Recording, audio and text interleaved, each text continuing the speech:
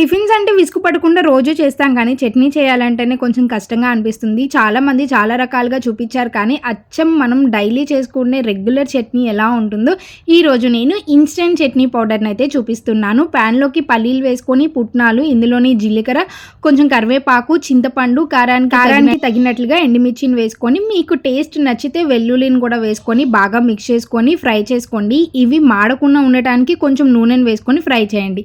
ఇక్కడ నేను పూర్తిగా చల్లారిన తర్వాత ఒక మిక్సీ జార్లోకి తీసుకొని ఇందులోనే కొంచెం సాల్ట్ని వేసుకొని గ్రైండ్ చేస్తున్నాను.